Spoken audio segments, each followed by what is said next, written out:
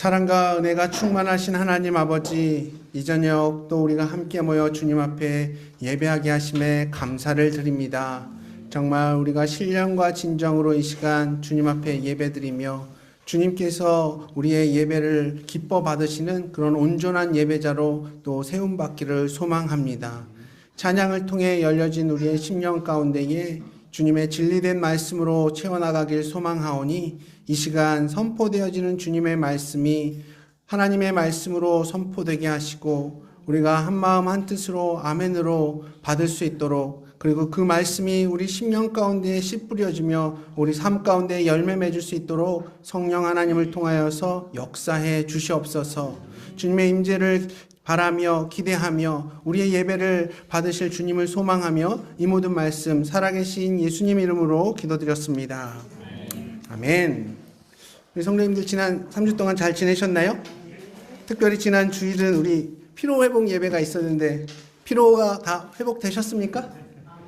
아멘. 네. 피로회복은 피로 또 회복이고 또 점검하실 게 있죠? 네. 요한복음 또 하셨습니까? 한번 손들어 표현해 주시겠습니까? 아, 좋습니다. 저희 가족 빼고는 다 읽어오셨네요. 오전반에도 이렇게 계속해서 요한복음 일독 하시는 분들이 늘어가고 있고요.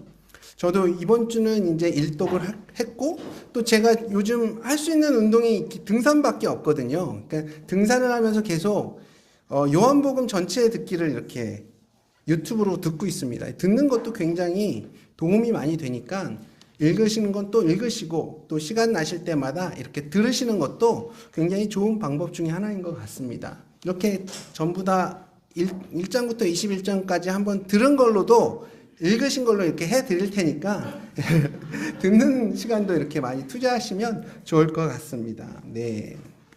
오늘 함께 나눌 하나님의 말씀 요한복음 3장 22절에서 30절 말씀입니다. 요한복음 3장 22절에서 30절 말씀입니다. 우리 교독하시겠고요.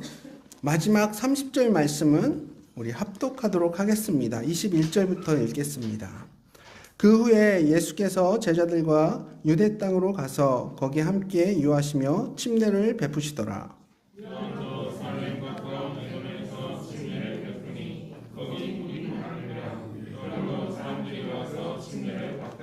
요한이 아직 옥에 갇히지 아니하였더라.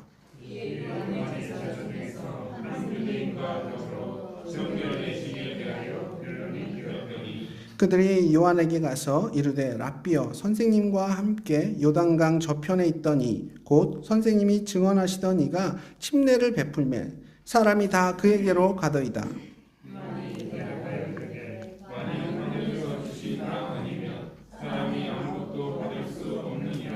내가 말한 바 나는 그리스도가 아니요 그의 앞에 보내심을 받은 자라고 한 것을 증언할 자는 너희니라.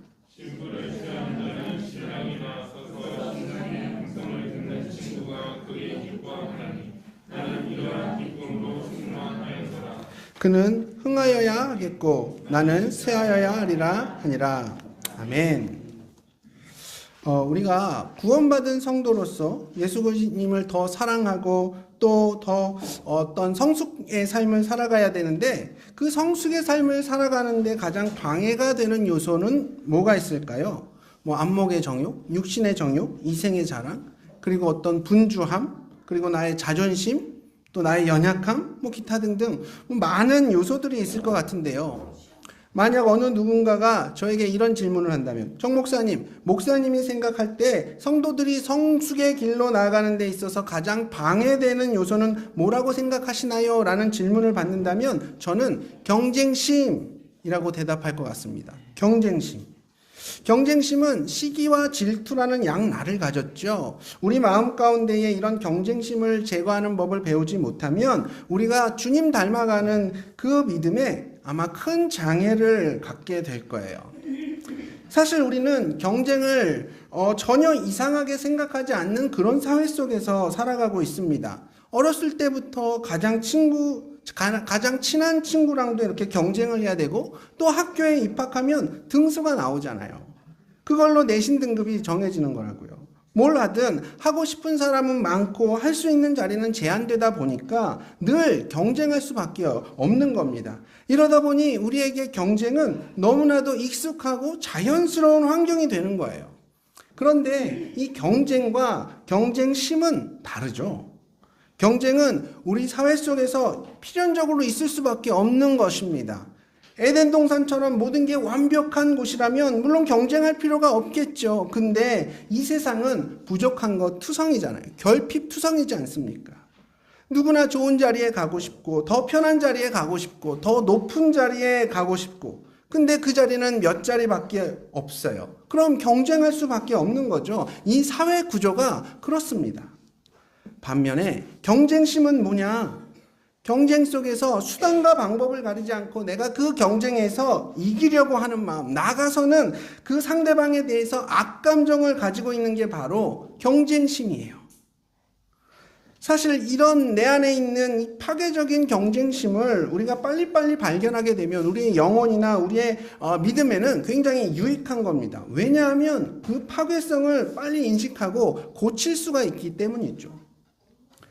그런데 사람들이 이런 경쟁심을 감추려고 하고 또 잘 감추고 있다고 착각하면서 살아가기 때문에 그 파괴성을 제대로 인식하지 못하고 있는 겁니다. 우리의 이런 경쟁심이 얼마나 파괴적인지 한 가지 일화를 소개해 드릴게요. 2019년에 LA 다저스 야구팀의 간판 투수였던 유현진 선수가 전반기에만 10승 2패, 방어율 1.73을 기록했습니다. 이게 사실 엄청난 기록이거든요. 메이저리그에서 1점대 방어율이다? 이거 최고 수준인 거예요. 이렇게 전반기부터 성적이 너무 좋다 보니까 시즌 초반에 이런 얘기가 나왔습니다. 메이저리그 최고 투수들에게 주어지는 이 사이영상, 이 사이영상의 후보로 유현진 선수가 막 거론되었습니다. 그러니까 한국 여론이 들썩이기 시작했죠. 그리고 유현진 선수의 그 사이영상 경쟁자인 시카고 화이트삭스의 소로카 선수에 대한 그 언론의 집중 보도도 이제 시작됐습니다. 그러던 중에 제가 어느 날 스포츠 뉴스를 보다가 앵커의 멘트를 듣고 깜짝 놀랐거든요. 그 앵커가 무슨 얘기를 했냐, 뭐라고 했냐 하면, 여러분 반가운 소식입니다. 유현진 선수와 사이영상 후보 경쟁을 하고 있던 소로카 선수가 부상을 당했다는 기쁜 소식입니다. 소로카 선수는 이 부상으로 이번 시즌은 재활에만 전념할 것으로 보입니다. 아니, 이게 사석에서 친구들이랑 잡담 중에 나온 얘기가 아니라 공영방송에서 뉴스에서 이렇게 보도를 한 거예요. 그러니까 우리가 경쟁이 아니라 경쟁심으로 그 상황을 대하게 되면 다른 사람의 아픔과 불행을 기쁜 소식으로 받아들이는 거예요. 아니, 이게 얼마나 몰인정한 모습이고 얼마나 이게 이기적인 모습이에요. 이런 모습에 우리 하나님이 얼마나 깜짝 놀라실까요? 그리고 이건 스포츠 정신과도 전혀 안 어울리는 행동인 거잖아요. 그런데 더 큰 문제는 뭐냐 하면 이런 내용을 방송으로 내보는 게 이상하다, 문제라고 지적하는 사람이 아무도 없더라는 거예요. 경쟁 상대의 부상 소식을 시즌을 통으로 날려버렸다는 이 안타까운 소식을 기쁜 소식으로 전하고 있는 뉴스가 과연 정상적인 건지 그렇지 않은 건지에 대한 분별이 안 될 정도로 우리 사회 속에서 경쟁심은 너무나도 당연한 게 되어버렸습니다. 그러니까 우리가 이런 경쟁심에 사로잡히게 되면 두 가지의 그 파괴적인 열매가 우리 삶 가운데 맺히게 되거든요. 일단 내가 경쟁에서 조금 앞서 있다라고 생각이 되면 굉장히 교만해집니다. 반면에 내가 경쟁에서 좀 뒤처졌다라고 판단이 되면 굉장히 우울해지고 열등감에 사로잡히게 되는 거예요. 그리고 시기심과 질투심으로 얼룩진 이 경쟁심에 갇혀버리게 되면 진짜 큰 문제가 뭐냐? 하나님이 내게 주시는 그 축복을 맛보고 있으면서도 그것을 축복으로 받아들이지를 못해요. 나보다 더 잘된 친구를 바라보면서 나도 축복받고 있지만 늘 불만이 있고 늘 하나님을 원망하게 되어 있죠. 그래서 우리는 배워야만 하는 겁니다. 어쩔 수 없이 이 경쟁의 구도 속에서 살아가고 있지만 적어도 경쟁심으로부터 내 믿음을 지킬 수 있는 방법을 배워야 하는 거예요. 오늘 본문 가운데 나오는 이 침례 요한의 삶을 통해서 우리 한번 배워보기를 원합니다. 자, 침례 요한이라고 하는 사람은 예수님 당시에 가장 큰 영적인 바람을 일으켰던 아주 특별한 사람이었습니다. 하나님께서는 400년간의 그 긴 침묵을 깨고 침례 요한을 통해서 이스라엘 백성들에게 다시 말씀하시기 시작했는데요. 혜성처럼 나타난 이 침례 요한의 그런 사역들은 하나님의 말씀을 헤롯 왕에게까지 담대하게 증거하는 모습을 보였습니다. 정말 수많은 사람들에게 엄청난 영향력을 미쳤고 사람들은 그를 향해 열광하기 시작했죠. 마가복음에 보면 온 유대와 예루살렘과 그리고 이스라엘 전역에 있는 모든 사람들이 나와서 침례 요한에게 침례를 받았다고 얘기할 만큼 엄청나게 많은 사람들이 침례 요한에게 관심을 가졌습니다. 근데 오늘 본문을 보면 침례 요한에게 쏠렸던 사람들의 그 관심은 이제 다른 곳으로 점점 옮겨가고 있어요. 바로 예수님께로 옮겨가고 있었죠. 예수님께서는 이스라엘 북쪽, 이 갈릴리 지역에서 사역을 하시다가 지금은 이스라엘 남쪽, 이 유대 지역으로 내려오셨고 침례 요한이 침례를 베풀던 그 지역에서 동일한 사역을 시작하신 것 같아요. 근데 사람들이 이제는 침례 요한한테 열광하는 것이 아니라 예수님께로 더 몰려가고 있는 거예요. 우리 26절 말씀 함께 읽어보겠습니다. 26절. 자, 시작. 그들이 요한에게 가서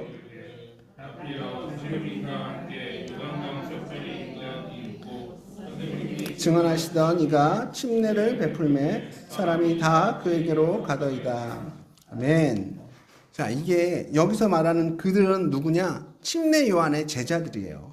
근데 그들이 이 침례 요한에게 보고를 하는데 이게 단순한 보고가 아니라 불평이 가득한 보고인 겁니다. 어투를 한번 보세요. 아니 왜 그분 있잖아요, 스승님. 선생님이 옛날에 그분에 대해서 얘기하셨잖아요. 근데 그분도 지금 여기서 침례를 베풀고 있어요. 사람들이 지금 전부 그 사람한테 가고 있다고요. 이렇게 막 불평 어린 말투로 침례 요한에게 보고를 했을 것 같아요. 왜 이들의 마음은 이렇게 불편해졌을까요? 여러분, 인간적인 눈으로 보면 특별히 침례 요한의 제자들의 시각으로 보면 예수님과 침례 요한 사실 스펙이 비교가 안 됩니다. 육신의 눈으로 보면 침례 요한이 예수님보다 훨씬 더 모든 것을 다 갖추고 있었어요. 보세요. 가문으로 치면 침례 요한은 제사장 집안 가문입니다. 유대 사람들에게 이 가문과 정통은 굉장히 중요하거든요. 반면에 예수님 집안은 어떤 집안이죠? 그냥 평범한 목수 집안이잖아요. 그리고 나이는 어때요? 침례 요한이 예수님보다 6개월 형님입니다. 이 나이란 게 한국 사회에서도 굉장히 중요하듯이 이 당시 유대 사회에서도 엄청나게 중요했거든요. 그리고 침례 요한은 날 때부터 나시린이었어요. 구별되어졌다는 거죠. 처음부터 어렸을 때부터 이렇게 관리받던 아이였다는 겁니다. 머리에 칼을 대지 않았고 독주를 마시지 않고 시체를 만지지 않았고 어렸을 때부터 이렇게 구별되어져서 자라났던 사람이에요. 그리고 침례 요한은 광야에 들어가서 아주 특별한 훈련을 받았던 사람이죠. 그렇게 머리도 안 자르고 그 패션을 보십시오. 낙타 털옷을 입고 있었잖아요. 메뚜기와 석청을 먹고 이런 모습 하나하나가 예사롭지가 않아요. 사람들 눈에는 굉장히 신비롭고 경건하다고 느껴졌을 겁니다. 근데 예수님은 사역을 하시면서 어떤 별명을 얻으셨었냐? 먹보요, 술꾼이요, 죄인들의 친구요. 그러니까 사람들의 눈으로 보면 굉장히 누가 더 경건해 보이고 누가 더 나아 보였겠습니까? 당연히 침례 요한이 나아 보였겠죠. 더군다나 사역도 침례 요한이 먼저 시작했고 심지어 침례 요한에게 예수님이 침례까지 받으셨잖아요. 그런데 지금 상황은 어떤 상황인가요? 예수님께서 침례 요한의 구역 안에 들어오셔서 침례 요한이 하던 사역을 똑같이 하고 계시는 거예요. 뿐만 아니라 사람들은 다 요한 쪽이 아니라 이제 예수님 쪽으로 몰려가고 있는 상황인 겁니다. 그러니까 침례 요한의 제자들의 마음이 불편한 거예요. 현대사회 속에서 치열하게 경쟁하며 살아가고 있는 우리들만 이런 경쟁심에 사로잡혀 살아가는 게 아니라 2000년 전에 살았던 침례 요한의 제자들도 이 경쟁심으로부터 자유로울 수가 없었던 겁니다. 그런데 침례 요한이 정말 특별한 사람이에요. 자신에게 몰려들었던 사람들이 이제 예수님께로 몰려가고 있는 그런 상황 속에서도 조금도 흔들리지 않는 믿음의 모습을 보여주고 있거든요. 우리가 바로 그런 믿음을 배워야 하는 거예요. 안 그러면 우리는 하나님이 내 삶 가운데 어떤 선물을 주셔도 하나님의 축복을 내가 진짜 경험하고 있어도 정작 기뻐하지 못하고 늘 만족하지 못하며 하나님을 원망하는 그런 믿음으로 전락해버릴 수 있기 때문입니다. 오늘 이 시간 우리가 어떻게 하면 이 경쟁의 구도 속에서 살아가면서도 경쟁심으로 내 마음을 채우지 않고 내 믿음을 지켜낼 수 있을까요? 몇 가지를 좀 나눠보려고 하는데요. 우선 우리 27절 말씀 함께 읽겠습니다. 27절 시작. 요한이 대답하여 이르되 만일 하늘에서 주신 바 아니면 사람이 아무것도 받을 수 없느니라. 아멘. 자, 침례 요한에게서 배우는 경쟁심을 초월하는 믿음 첫 번째 모습은 뭐냐?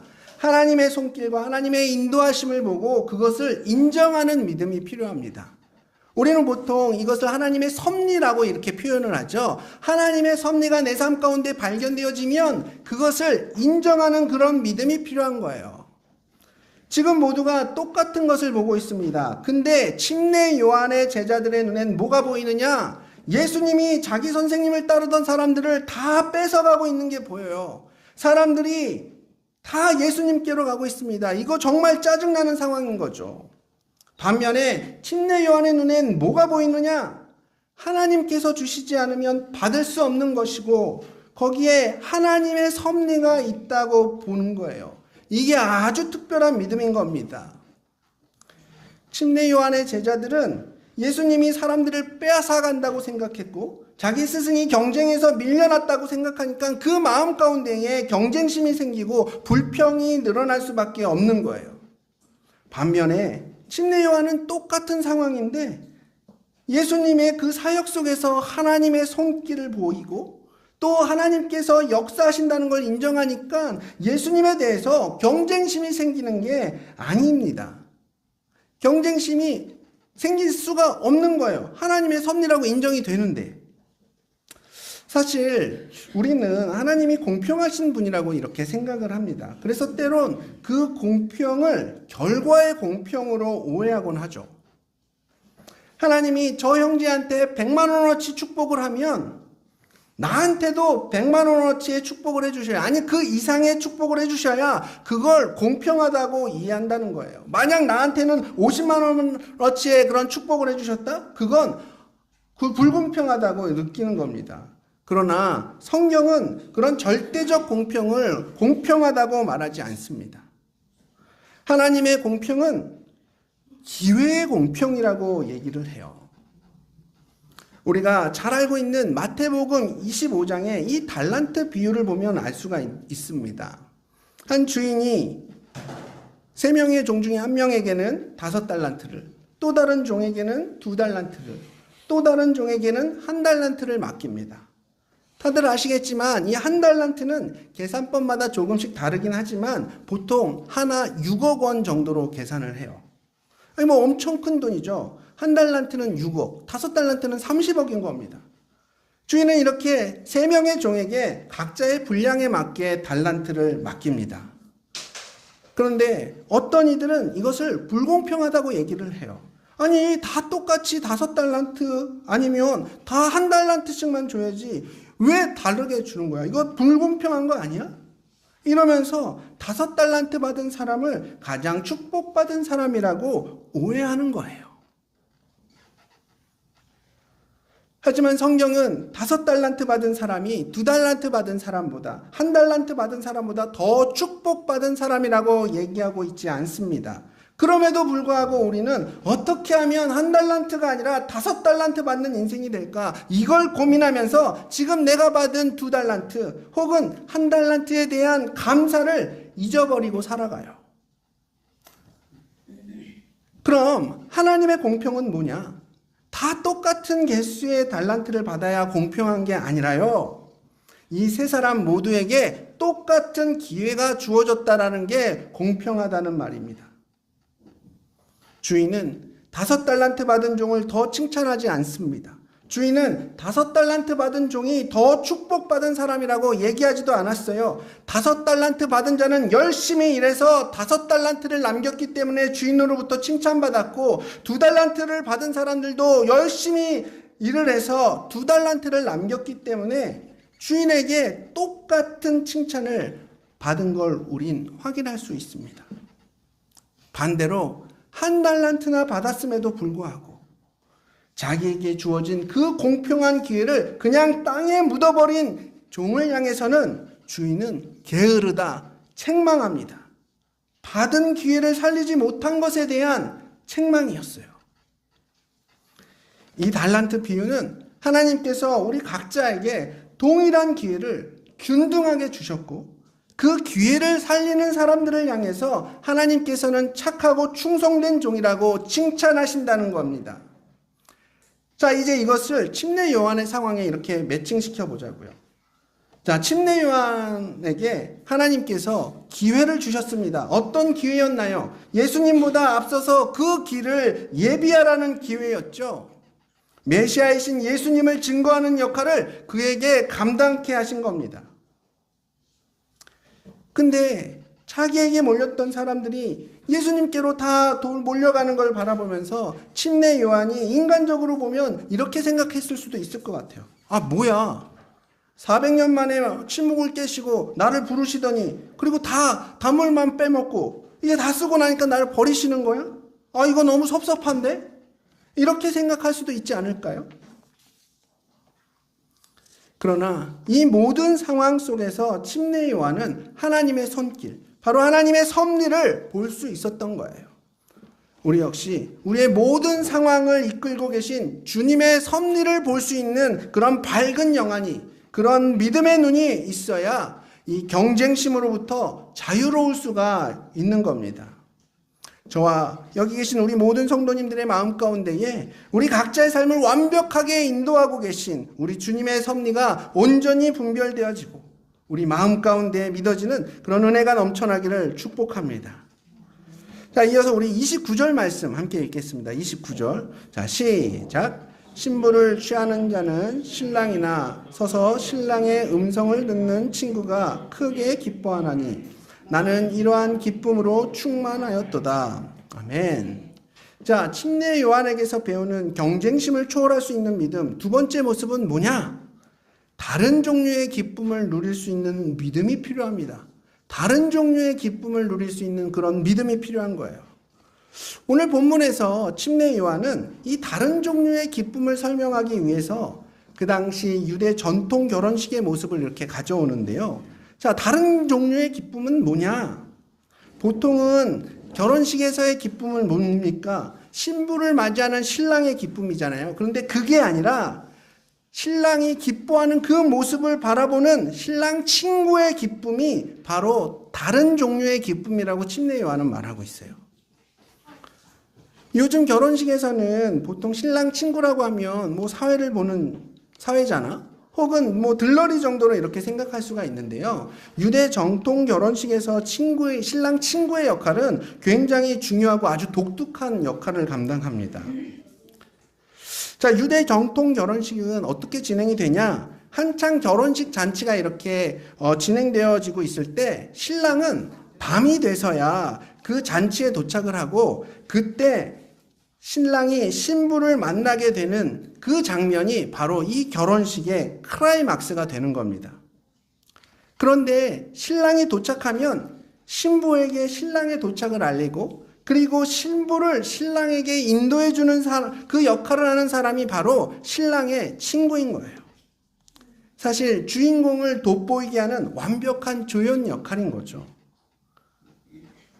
그러면 이 신랑의 친구가 누리는 그 기쁨은 뭐냐?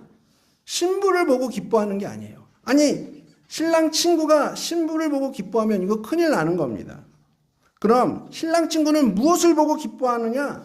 신부를 취하는 그 신랑의 모습을 보면서 기뻐하는 거예요. 신랑이 기뻐하는 모습 때문에 바로 신랑으로 인해서 기뻐하는 겁니다.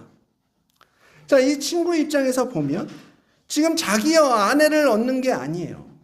자기 친구가 신랑이 돼서 아내를 얻는 건데 마치 지금 자기 아내를 얻은 것만큼 동일하게 기뻐해 주는 거예요.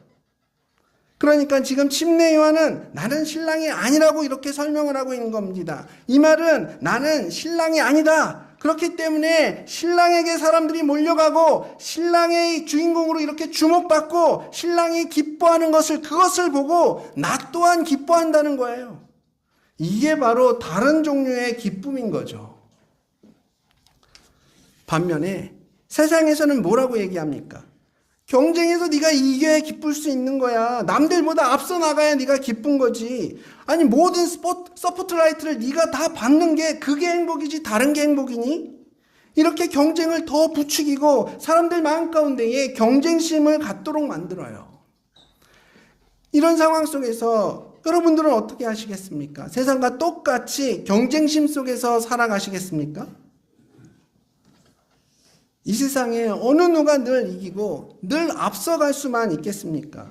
혹시 그런 삶을 살더라도 맨날 이기면서 남들보다 앞서 살아간들 누가 나를 치고 올라오진 않을까? 누가 내 자리 빼앗기진 않을까? 이렇게 너무너무 불안한데 과연 이런 인생에 기쁨이 있을까요? 반면에 오늘 본문 가운데 침례 요한은 우리에게 다른 종류의 기쁨이 있다고 가르쳐주고 있어요. 이 다른 종류의 기쁨은 누구 때문에 기뻐하는 건가요? 세상이 주는 기쁨이 아니라 바로 신랑 때문에, 신랑으로 인해서 기뻐하는 겁니다. 신랑 되신 예수님이 우리의 기쁨이 되시면 승진해서 가끔 탈락해도 우리는 기뻐할 수 있다는 거예요. 내가 목표한 대학에 떨어져도 기뻐할 수 있다는 거예요. 내가 세운 인생의 계획이 조금 틀어져도 우리는 하나님을 원망하는 게 아니라 오히려 경쟁심에서 해방돼서 정말 기뻐할 수 있다는 거예요. 왜죠? 바로 신랑 되신 예수 그리스도 때문에. 이 시간 저와 우리 성도님들의 기쁨의 이유가 바뀌어지는 그런 은혜가 우리 안에 충만해지기를 소망합니다. 세상이 말하는 기쁨에 취해서 경쟁심 속에 살아가는 인생이 아니라 세상과는 차원 자체가 다른 바로 신랑 되신 예수 그리스도로 인해 기쁨 누리시기를 축복합니다. 자, 마지막인데요. 우리 30절 말씀 함께 읽겠습니다. 시작. 그는 흥하여야겠고 나는 쇠하여야 하리라 하니라. 아멘. 자, 요한에게서 배우는 경쟁심을 초월할 수 있는 믿음 세 번째 모습은 뭐냐? 사람이 아니라 바로 하나님 앞에서 인정받는 자로 세움받기를 원하는 그런 믿음이 필요합니다. 사람이 아니라 하나님께 인정받기를 원하는 그런 믿음이 필요해요. 아니 당연히 예수님은 흥하셔야 되고 침례 요한은 쇠하여야 되는 게 맞죠. 이거 당연한 겁니다. 우리 가운데 이거 모르는 사람이 어디 있습니까? 근데 왜 이 구절이 우리에게 특별하게 들리냐? 우리는 종교라는 이름으로 때론 믿음이란 이름으로 우리가 하나님을 이기려고 하거든요. 어느 순간 보면 내가 하나님보다 앞서 있고 하나님의 자리에 내가 서 있어요. 믿음이라는 이름으로, 종교란 이름으로, 종교적 열심이란 이름으로 하나님의 자리까지 빼앗아 버리려고 하는. 그래서 침례 요한이 그분은 흥해야 하고 나는 쇠하여야 한다는 이 당연한 말씀 앞에서도 우리는 이 말씀이 특별하게 다가오는 겁니다. 그런데 정작 예수님은 흥해야 하고 나는 쇠하여야 된다 라고 이렇게 고백하고 있는 침례 요한을 향해서 예수님께서는 뭐라고 말씀하시냐? 여자가 낳은 자 중에 침례 요한보다 더 큰 자는 없다라고 하세요. 왜요? 왜 침례 요한이 큰 자죠? 침례 요한은 스스로 커지지 않으려고 했기 때문에 하나님 앞에서 큰 자가 된 겁니다. 우리가 이 경쟁 구도 속에서 경쟁심이란 파도에 휩쓸리지 않는 그런 믿음이 뭐냐면 사람 앞에서 큰 자가 되려고 하는 것이 아니라 하나님 앞에서 큰 자가 되기를 소망하는 거예요. 여러분, 우리 하나님의 성적표는 세상의 기준과는 다릅니다. 세상의 성적표는 다른 사람들 보기에 앞서 있는 것 같고 더 높이 올라간 것 같고 더 많이 가진 것 같으면 이게 A 플러스가 될지는 모르겠지만 하나님이 주시는 성적의 기준은 뭐냐?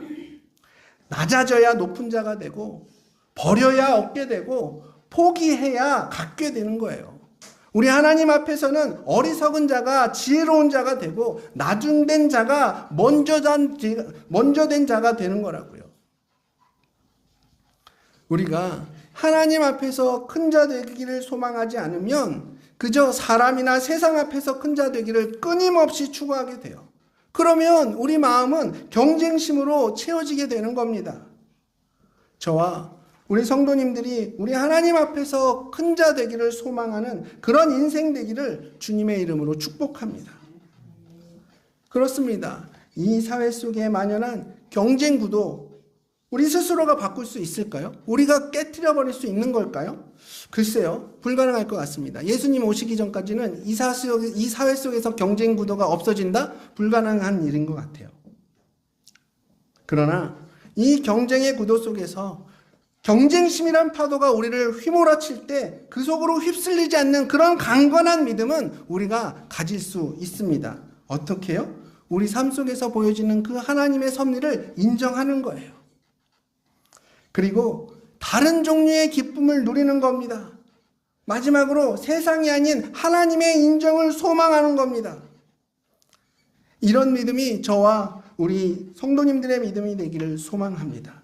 그저 남들보다 앞서가려고만 하고 남들 이겨먹으려고 하고 더 누리려고 했던 그런 경쟁심의 마음이 우리 마음에 가득했다면 이제 그 경쟁심을 주님 발 앞에 내려놓으시고 오히려 이 경쟁의 구도 속에서 지치고 힘든 사람들을 위로하고 낙심한 자들에게 힘이 되어주는 그런 우리 모든 성도님들 되시길 소망하며 오늘 말씀을 마치도록 하겠습니다. 오늘 함께